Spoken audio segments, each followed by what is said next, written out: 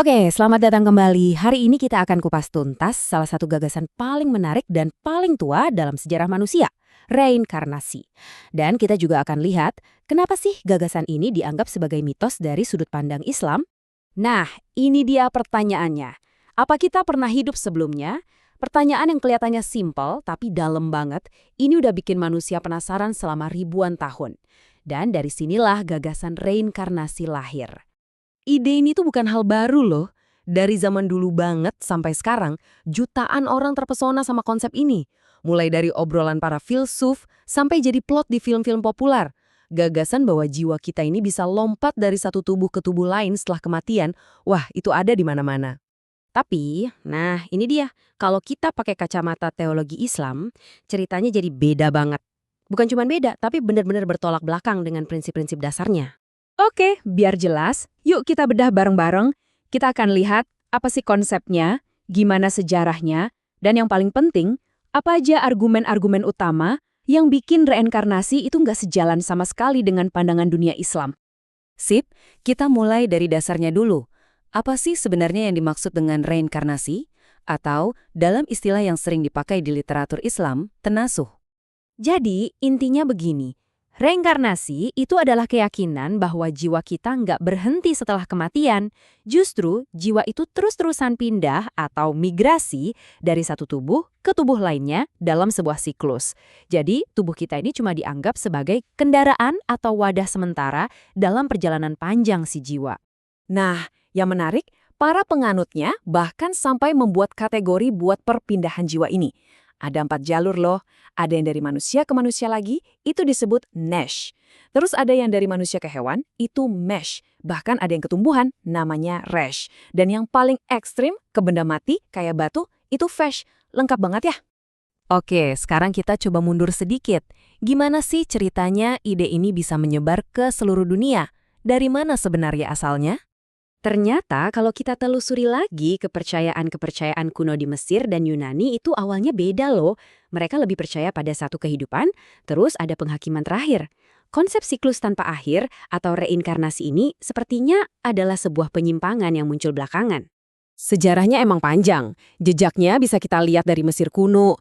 Terus ide ini mekar banget di India dan jadi pusat ajaran Hinduisme dan Buddhisme. Dari sana, menyebar ke Yunani lewat filsuf-filsuf kayak Pythagoras dan Plato, sampai akhirnya diadopsi juga sama berbagai tradisi mistis lainnya. Nah, perjalanan sejarah ini akhirnya membawa kita ke titik benturannya. Kenapa ide reinkarnasi ini dianggap nggak cocok banget sama prinsip-prinsip inti dalam Islam? Disinilah letak perbedaan fundamentalnya. Di satu sisi, reinkarnasi melihat hidup sebagai sebuah siklus panjang di mana satu jiwa terus-menerus lahir kembali untuk membersihkan diri.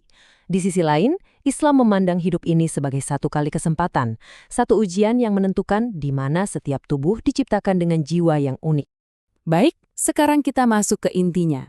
Mari kita bahas argumen-argumen teologis dan logis yang digunakan untuk menolak atau menyanggah konsep reinkarnasi ini.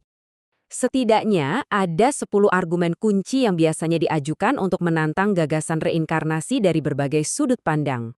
Kerangkaian argumen pertama ini menyentuh hal-hal teologis yang paling dasar. Misalnya soal hari penghakiman. Kalau satu jiwa punya banyak kehidupan dengan kepribadian yang beda-beda, terus yang mana yang akan diadili? Pertanyaan kedua soal iman. Kalau hukuman itu langsung dirasain di kehidupan berikutnya, di mana letak ujian keimanan pada hal gaib? Dan yang ketiga soal pengampunan. Buat apa Tuhan menekankan rahmat dan ampunannya yang tanpa batas, kalau pada akhirnya jiwa harus membersihkan diri lewat siklus penderitaan yang panjang? Argumen berikutnya menyentuh sifat-sifat Tuhan. Kalau kita bilang jumlah jiwa itu terbatas dan cuma didaur ulang, itu kan seolah-olah membatasi kekuasaan Tuhan yang tak terbatas untuk menciptakan jiwa baru. Terus, ini juga seakan menafikan anugerahnya. Dalam Islam, rahmat Tuhan itu bisa mengubah pendosa jadi orang suci dalam sekejap, hanya dengan tobat yang tulus. Gak perlu proses reinkarnasi yang panjang. Dan buktinya, banyak banget kisah para sahabat Nabi yang berubah drastis dari kegelapan menuju cahaya dalam satu masa kehidupan saja. Itu membuktikan transformasi radikal itu mungkin tanpa perlu lahir kembali. Terakhir, argumennya beralih ke bukti fisik di dunia nyata. Coba deh pikirin, kalau ada miliaran jiwa tua di dunia ini, kenapa nggak ada ingatan kolektif tentang kehidupan masa lalu? Kenapa nggak ada pengetahuan dari zaman dulu yang tiba-tiba muncul dan bisa diverifikasi? Terus soal anak-anak jenius atau prodigi, penjelasannya lebih masuk akal kalau itu karena kecerdasan bawaan atau ilham dari Tuhan, bukan karena mereka jiwa tua. Buktinya, mereka nggak punya kepribadian utuh dari masa lalunya. Dan sampai sekarang, dengan sains secanggih ini, belum pernah ada hewan atau tumbuhan yang menunjukkan tanda-tanda kesadaran atau kemampuan manusia dari kehidupan sebelumnya. Oke, jadi kalau reinkarnasi ditolak, lalu apa alternatifnya? Bagaimana Islam memandang kerangka kehidupan, kematian, dan akhirat? Perbedaannya kelihatan jelas banget di sini. Dalam reinkarnasi, tujuan hidup itu untuk menyucikan jiwa lewat penderitaan berulang kali. Kematian cuma transisi. Keadilannya lewat karma. Dan tujuannya adalah lepas dari siklus itu. Nah, dalam Islam, tujuannya adalah untuk beribadah kepada Tuhan dan lulus dari satu ujian penentu. Kematian itu gerbang menuju alam berikutnya, barzah. Keadilannya mutlak di hari kiamat. Dan tujuan akhirnya adalah meraih ridha Tuhan dan surganya. Dan poin ini benar-benar menekankan peran harapan dan rahmat dalam Islam. Nggak ada dosa yang terlalu besar untuk diampuni. Satu momen tobat yang sungguh-sungguh itu bisa menghapus kesalahan seumur hidup. Nggak perlu lagi siklus kelahiran kembali yang menyakitkan. Nah, ini yang jadi bahan renungan kita di akhir. Kalau hidup ini adalah satu-satunya kesempatan kita, cuma satu kali ujian, bagaimana cara pandang itu seharusnya mengubah cara kita menjalani setiap detiknya?